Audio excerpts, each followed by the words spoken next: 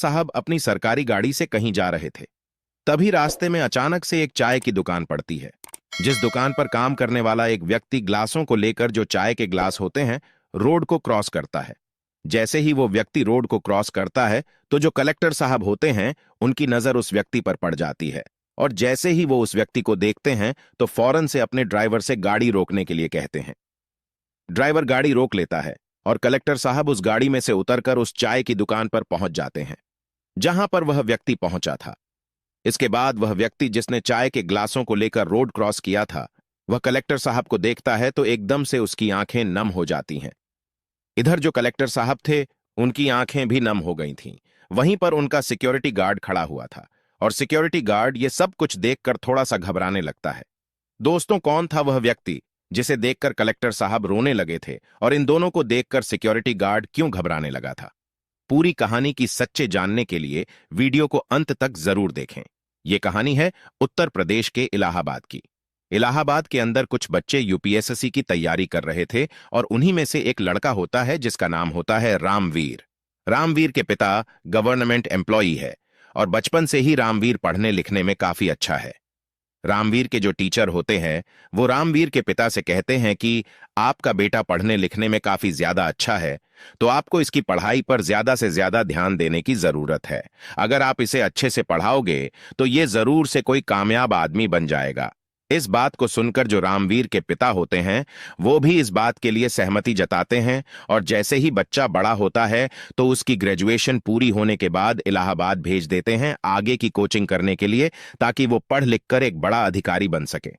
वहां पर रहकर रामवीर तैयारी कर रहा था, और जिस कोचिंग इंस्टीट्यूट के अंदर रामवीर तैयारी कर रहा था उसी कोचिंग इंस्टीट्यूट के अंदर एक विकास नाम का लड़का भी तैयारी करता था।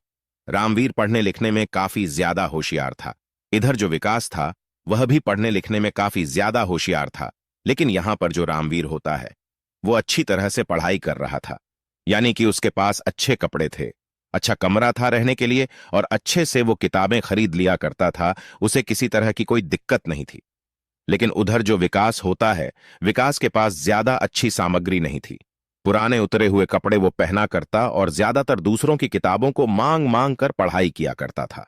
अब जब रामवीर देखता है कि यह पढ़ने लिखने में अच्छा है और उसका स्वभाव भी काफी अच्छा था, क्योंकि वो क्लास में बड़ा ही शांत रहता और सभी से बड़ी नम्रता से बात किया करता, तो इसके बाद जो रामवीर होता है वह धीरे धीरे विकास के साथ नजदीकियां बढ़ाने लगता है और दोनों एक दूसरे के गहरे मित्र बन जाते हैं।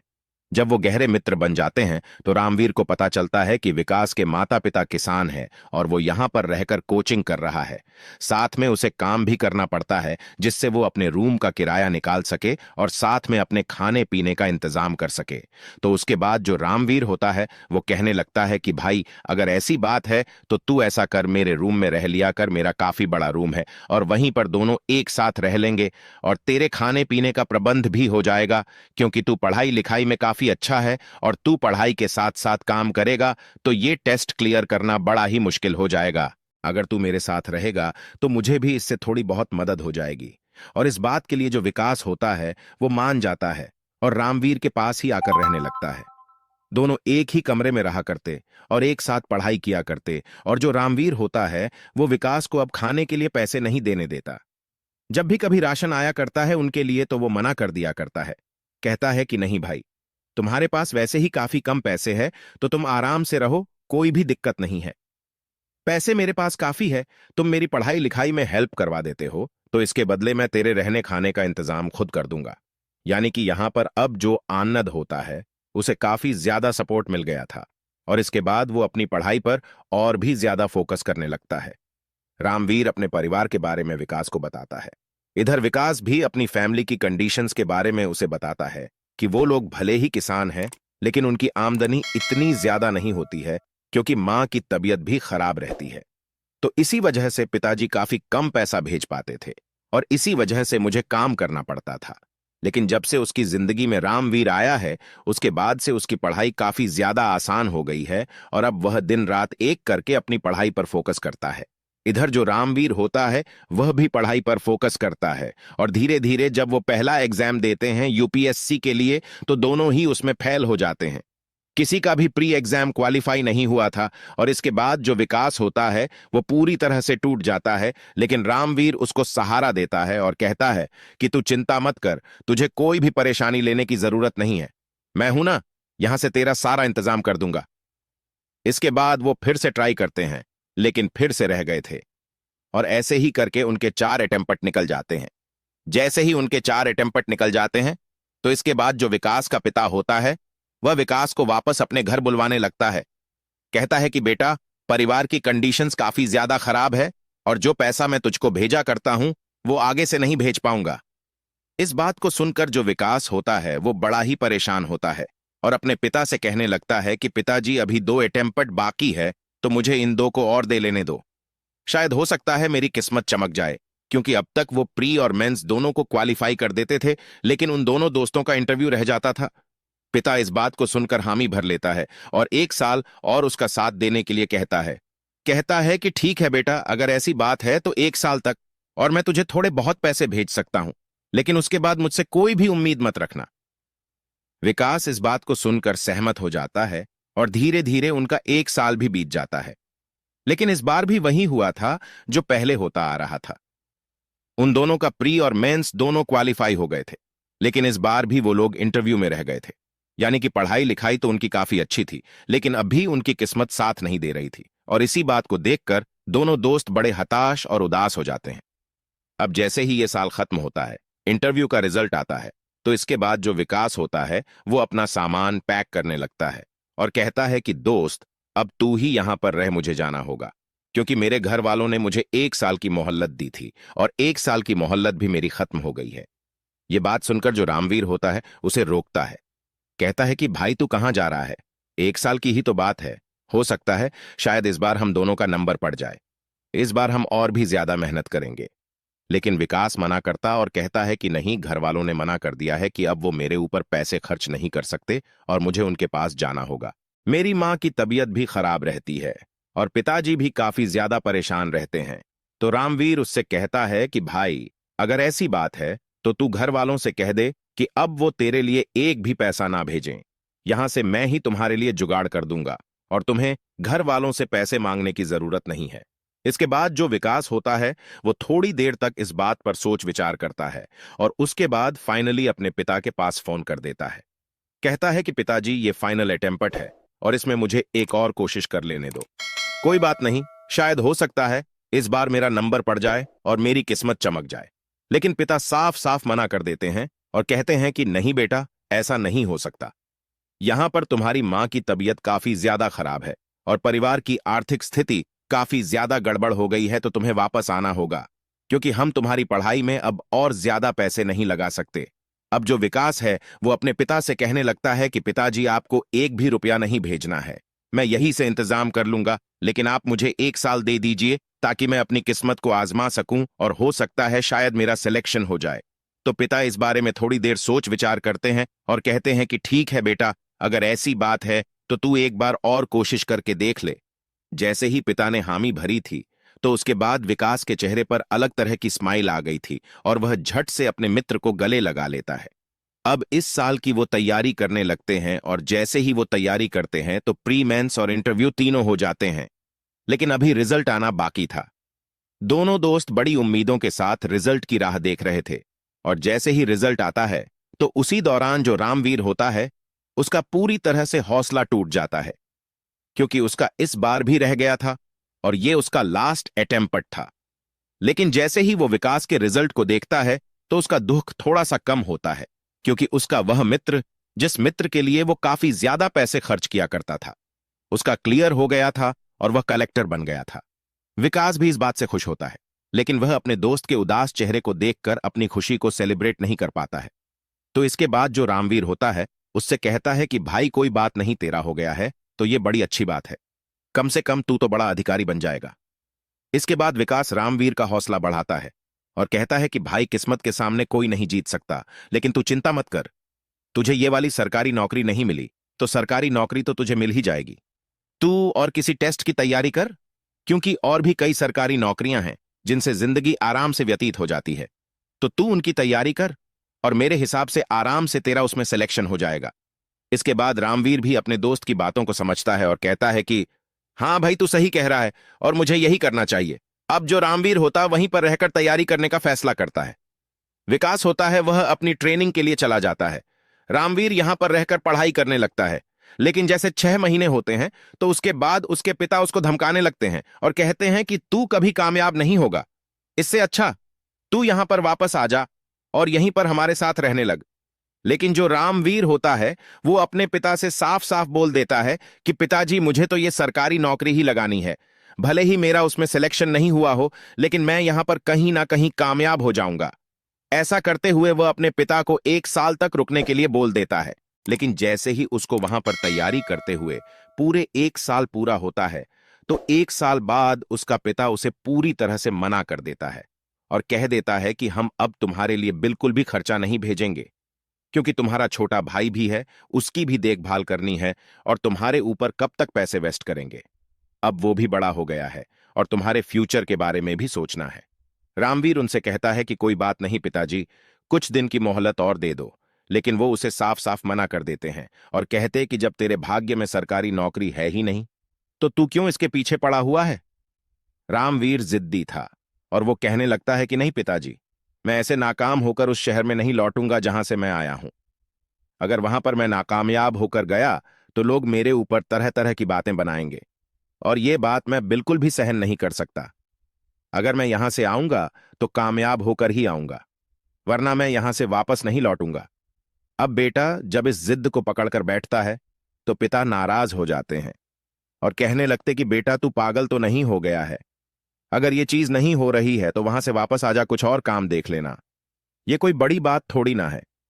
लेकिन रामवीर उस जिद पर अड़ा हुआ था और इसके बाद जो रामवीर के पिता होते हैं वो उससे कह देते हैं कि ठीक है, जो तुझे अच्छा लगे वो कर ले, लेकिन हमसे कोई वास्ता रखने की जरूरत नहीं है। ऐसा कहकर जो रामवीर के पिता होते हैं वो उससे बात करने तक से मना कर देते हैं। लेकिन जो रामवीर होता है उसके दिल में यही था कि वो कहीं ना कहीं सरकारी नौकरी में जरूर लग जाएगा और इसीलिए वो मेहनत करता रहता है। लेकिन सभी टेस्टों की तरह यहां पर भी थोड़ी बहुत कमी रह जाती है और उसकी किस्मत नहीं चमक पाती है। अब तक तो रामवीर ने जैसे तैसे करके अपना गुजारा कर लिया था, लेकिन फिलहाल वह यहां पर अपना गुजारा तक भी नहीं कर पा रहा था और उसके पास पूरी तरह से पैसे खत्म हो गए थे। जो भी एक्स्ट्रा चीजें उसके पास थीं, उन सभी को उन्हें बेच बेच कर अपनी तैयारी में लगा दिया था, लेकिन वो कामयाब नहीं हो पाया था। वह पूरी तरह से हताश और उदास हो जाता है और तभी अचानक से उसे अपने उस दोस्त की याद आती है जिसको उसने कलेक्टर की ट्रेनिंग करने के लिए भेज दिया था और उसने उसका बहुत ज्यादा साथ दिया था। वह सोचता है कि क्यों ना मैं अपने उस दोस्त के पास जाऊं, हो सकता है वो मेरी मदद कर दे और मैं किसी ना किसी अच्छे काम में कामयाब हो जाऊं। यह सोचकर जो रामवीर होता है वह अपने दोस्त विकास के बारे में जानकारी निकालता है और पता करता है कि वो फिलहाल कहां पर पोस्टेड है। तो उसे पता चल जाता है कि वो एक डिस्ट्रिक्ट में अपना पदभार संभाल रहा है और वो अच्छी तरह से अपना काम कर रहा है। इसके बाद जो रामवीर होता है अपने दोस्त विकास से मिलने के लिए वहां से निकल जाता है, थोड़े से पैसे लेकर और जैसे तैसे करके अपने दोस्त विकास के ऑफिस तक पहुंच जाता है। लेकिन वहां पर जाने के बाद जैसी उसकी हालत को बाहर सिक्योरिटी गार्ड देखता है तो वह उसे मिलने से मना कर देता है और कहता है कि तुम जैसे लोगों के लिए कलेक्टर साहब फ्री नहीं है, तुम यहां से चले जाओ। अब इसके बाद जो रामवीर होता है सिक्योरिटी गार्ड की बात को सुनकर उससे कहने लगता है कि देखो, जो कलेक्टर साहब है वो मेरे दोस्त थे, मैं और वो दोनों एक साथ ही पढ़े थे। लेकिन सिक्योरिटी गार्ड को इन बातों पर विश्वास नहीं होता है और वो उसे धक्का देकर वहां से भगा देता है। अब जो रामवीर होता है वह ऑफिस के बाहर ही बैठ जाता है और सोचने लगता है कि जब भी कलेक्टर साहब बाहर निकलेंगे तो एकदम से मैं उन्हें दिख जाऊंगा और उसके बाद वो मुझसे मिलने के लिए आ जाएंगे। रामवीर बाहर बैठा हुआ था और बाहर बैठकर अपने दोस्त के बारे में सोच रहा था कि किस तरह से वो दोनों एक दूसरे के साथ रहा करते थे। लेकिन आज यहां पर विकास से उसे मिलने तक भी नहीं दिया जा रहा। इंतजार करते करते शाम हो जाती है और शाम के वक्त जैसे ही विकास वहां से अपनी गाड़ी में निकलता है तो उसके बाद रामवीर उसकी गाड़ी की तरफ बढ़ता है। लेकिन विकास ना तो उसे देख पाता है और ना ही अपनी गाड़ी रोकता है। विकास सीधा वहां से निकल जाता है और इस बात को देखकर रामवीर को लगने लगता है कि विकास अब कामयाब हो गया है तो वो मुझसे मिलना ही नहीं चाहता। यह बात देखकर उसे बड़ धक्का लगता है कि उसका दोस्त उसके सामने से गया है। लेकिन उसने उसे पहचाना तक भी नहीं, तो वह एकदम से वहीं पर बैठकर फूट फूट कर रोने लगता है। थोड़ी देर वहां पर रोने के बाद वह सोचता है कि इस तरह से समय व्यतीत नहीं होगा। अगर मुझे जिंदा रहना है तो कुछ ना कुछ काम तो करना होगा। और ऐसे ही घूमते घूमते वह एक चाय की दुकान पर पहुंच जाता है, जो कलेक्टर साहब के ऑफिस से महज 400 मीटर दूर थी। वहां पर जाने के बाद वो चाय वाले से कहने लगता है कि साहब, अगर आपके यहां पर कोई काम हो तो मुझे काम दे दीजिए, क्योंकि फिलहाल रामवीर के पास एक भी रुपया नहीं था और उसके माता पिता भी उससे बात तक करने के लिए तैयार नहीं थे। तो वह सोचता कि क्यों ना चाय की दुकान पर काम करूं और यहां से कुछ पैसे कमा करके फिर मैं वापस चला जाऊंगा और फिर देखूंगा मुझे आगे क्या करना है। तो इसके बाद चाय वाला उससे पहले तो मना करता है, लेकिन जब वो बताता है कि उसके पास एक भी पैसा नहीं है और उसे वापस जाने के लिए पैसे चाहिए होंगे और इसी वजह से वह काम मांग रहा है, तो उसके बाद चाय वाला उसकी मदद करने के लिए तैयार हो जाता है और कहता है कि कोई बात नहीं बेटा, अगर ऐसी बात है तो यहां पर तुम काम कर लो, और अगर तुम्हारा यहां पर कोई सहारा नहीं है तो रात के समय चाय की दुकान में ही सो जाना। चाय वाले अंकल ने उसे पूरा सहारा दिया था और इसके बाद जो रामवीर होता है चाय की दुकान पर काम करता है और रात के समय वहीं पर सो जाता है। लगभग 2-3 दिन लगातार उस दुकान पर काम करता है और पैसे कमा रहा था वापस जाने के लिए। अब जैसे ही एक दिन उस चाय की दुकान से चाय देने के लिए जाता है और जब वहां से वापस लौट रहा था, तो उसी दौरान कलेक्टर साहब की गाड़ी वहां से गुजर रही थी और कलेक्टर साहब जो विकास होते हैं, उनकी नजर रामवीर व्यक्ति पर पड़ जाती है जो वहां से चाय लेकर जा रहा था। पहली नजर में उसे देखने के बाद पहले तो विकास को विश्वास नहीं होता, लेकिन फिर भी वो उसे कंफर्म करना चाहते हैं कि ये सच में ही रामवीर है या मेरा वहम है। इसके बाद वो ड्राइवर से गाड़ी रोकने के लिए कहते हैं और अपनी खिड़की खोलकर गाड़ी से उतरने लगते हैं। अब जब सिक्योरिटी गार्ड ये देखता है कि कलेक्टर सब उतर रहे हैं, तो वह भी उनके साथ साथ उतरता है और उनकी सुरक्षा के लिए उनके साथ साथ चलने लगता है। कलेक्टर साहब सीधे उस चाय की दुकान पर पहुंच जाते हैं जहां पर रामवीर काम किया करता था, और जैसे ही वो रामवीर के सामने खड़े होते हैं तो एकदम से रामवीर की आंखें नम हो जाती हैं, और जैसे ही कलेक्टर साहब रामवीर की आंखों में आंसू देखते हैं तो वे समझ जाते हैं कि ये और कोई नहीं, उसका दोस्त रामवीर ही है, और इसके बाद उनकी आंखें भी छलकने लगती हैं। अब वह सिक्योरिटी गार्ड जिसने उस दिन रामवीर को वहां से भगा दिया था और उसे मिलने नहीं दिया था, वह ये सब कुछ देखकर हैरान हो जाता है, क्योंकि इस व्यक्ति को देखकर कलेक्टर साहब की आंखों में आंसू आ गए थे। तो हो ना हो, ये सच में ही उनका दोस्त था जो उनके साथ पढ़ता था, और कलेक्टर साहब भी उसे अच्छी तरह से जाना पहचाना करते हैं, लेकिन वहीं पर उसने उससे मिलने से मना कर दिया था, तो उसके पसीने छूटने लगते हैं। इसके बाद जो विकास होता है एकदम से रामवीर को अपने गले से लगा लेता है। वहां पर चारों तरफ जितने भी लोग थे वह ये सब कुछ देखकर हैरान थे कि कलेक्टर साहब को ऐसा क्या हो गया जो चाय बनाने वाले को अपने गले से लगा लिया है। आखिर क्या कहानी है? इसके बाद विकास रामवीर से कहने लगता है कि भाई, तू यहां पर कैसे और तेरी ऐसी हालत कैसी हो गई? अगर ऐसी बात थी तो तू मुझसे मिलने के लिए आ सकता था, लेकिन तूने मुझसे मिलना उचित क्यों नहीं समझा? तो वो कहता है कि गया था मैं तुम्हारे ऑफिस पर, लेकिन तुम्हारे सिक्योरिटी गार्ड ने मुझे बाहर से धक्का देकर निकाल दिया था, और मैं तुम्हारे ऑफिस के बाहर भी इंतजार कर रहा था कि जब मेरा दोस्त बाहर निकलेगा तो मुझे पहचान लेगा। लेकिन तुम्हारी गाड़ी मेरे सामने से चली गई और मैं तुम्हारी गाड़ी के पीछे पीछे भी गया था, लेकिन तुमने इस बात पर कोई भी गौर नहीं दिया। तो इसके बाद जो विकास होता है पहले तो अपने सिक्योरिटी गार्ड की तरफ देखता है, तो सिक्योरिटी गार्ड एकदम से उनसे माफी मांगने लगता है। कहता है कि साहब, मुझे नहीं पता था, इनकी हालत देखकर लग नहीं रहा था कि ये आपके दोस्त हैं। तो कलेक्टर साहब उसे बहुत धमकाते हैं, लेकिन वहीं पर जो रामवीर होता है वो उन्हें रोक लेता है। कहता है कि भाई कोई बात नहीं, इससे गलती हो गई, इसको माफ कर दो। रामवीर के कहने के बाद कलेक्टर साहब शांत होते हैं और रामवीर से कहते हैं कि भाई, आगे की बातें घर चलकर करेंगे और तू अभी मेरे साथ चलेगा। इसके बाद जो रामवीर होता है कलेक्टर साहब के साथ जाने लगता है और चाय वाला उन्हें जाता हुआ देखता है। वह सोचता है कि मैं तो इसकी बातों को वैसे ही समझ रहा था, क्योंकि अब तक रामवीर ने कई बार उसे बताया था कि यहाँ के जो कलेक्टर है वो और मैं एक साथ पढ़े थे और हम दोनों गहरे मित्र हैं। लेकिन चाय वाला सोच रहा था कि शायद इसके दिमाग में कोई प्रॉब्लम आ गई है, इसी वजह से ऐसा कह रहा हो। इसके बाद रामवीर और विकास दोनों विकास के बंगले पर चले जाते हैं, जहां पर उसे सरकारी आवास मिला था, और वहां पर जाने के बाद जो आनंद होता है, सबसे पहले उसे अपने सबसे अच्छे कपड़ों को देता है पहनने के लिए और उसे अच्छे से नहला धुला कर तैयार करता है। इसके बाद वो दोनों बातें करते हैं और बातों के दौरान जो रामवीर है अपनी पूरी कहानी विकास को बता देता है और कहता है कि भाई अब कुछ भी नहीं बचा, सब कुछ पूरी तरह से बर्बाद हो गया है और मेरे पास अब कुछ भी नहीं है जिससे मैं अपना जीवन व्यतीत कर सकूं। तो विकास कहता है कि भाई तू चिंता मत कर, मेरे पास सब कुछ है और मैं तुम्हारा साथ दूंगा जिस तरह से तुमने मेरा साथ दिया था।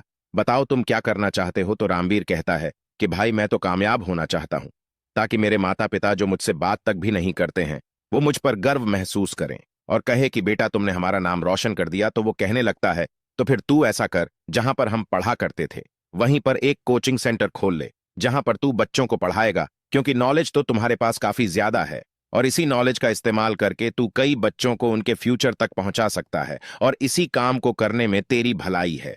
इसके बाद जो रामवीर होता है वह भी इस सलाह के लिए मान जाता है और वहीं पर इलाहाबाद के अंदर जहां पर वो दोनों कोचिंग किया करते थे वहीं पर विकास उसके लिए एक बिल्डिंग किराए पर लेता है जिस बिल्डिंग का पूरा खर्चा वो खुद उठाता है और रामवीर को वहां पर बच्चों को पढ़ाने के लिए छोड़ देता है। गरीब बच्चों को वो फ्री में एजुकेशन दिया करते हैं और अच्छे से उनको पढ़ाया करते हैं। रामवीर के पढ़ाए हुए कई बच्चे बड़े बड़े अधिकारी बन जाते हैं और अब रामवीर भी अच्छा खासा पैसा कमाने लगा था। जब ये बात रामवीर के माता पिता को पता चलती है तो उन लोगों को अपने बेटे पर बड़ा ही गर्व होता है कि अगर ये खुद ही बड़ा अधिकारी बन जाता तो ये अकेला ही अपने फ्यूचर को संवार सकता था, लेकिन इसने टीचर बनकर बहुत सारे गरीब बच्चों को उनके मुकाम तक पहुंचा दिया और लोग चारों तरफ रामवीर की वाहवाही किया करते थे। इसके बाद माता पिता भी उसके पास आते हैं और जैसे ही रामवीर अपने माता पिता को देखता है तो पूरी तरह से खुश हो जाता है और उनके पैर छूता है। पिता उससे माफी मांगने लगता है, कहता है कि बेटा हमें माफ कर दो, हम तुझे गलत राह पर भेज रहे थे लेकिन तेरी असल राह कुछ और ही थी। तो दोस्तों ये थी आज की कहानी जहां पर एक गरीब लड़का जो कि गरीब मजदूर परिवार से था करता वह कलेक्टर बन जाता है और एक सरकारी अधिकारी का बेटा एक सच्चा और काबिल टीचर बन जाता है और सभी का फ्यूचर बनाया करता है। आप क्या कहना चाहते हो? दोनों दोस्तों के बारे में आपकी क्या राय है? रामवीर के बारे में आप क्या विचार रखते हैं? कलेक्टर आनंद के बारे में कमेंट करके अवश्य बताएं। अगर कहानी आपको जरा भी पसंद आई हो तो हमारे YouTube चैनल को सब्सक्राइब कर लीजिए और वीडियो को भी एक लाइक कर दीजिए। मिलते हैं फिर से एक नई और इंटरेस्टिंग कहानी के साथ। तब तक के लिए धन्यवाद। जय हिंद।